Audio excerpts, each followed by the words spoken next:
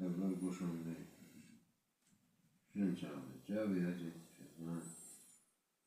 Mahsus sevgi arkadaşlarla inşallah. Nece? Üç yaşanlar ne adı?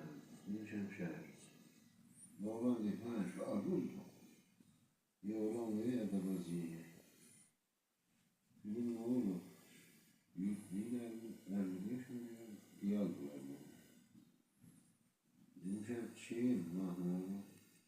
Yo şehirden ayrıldı, nadire. Bizim ne vardı tabii ya. Cihetli davet ola. Bir de tesadüf olmuştu.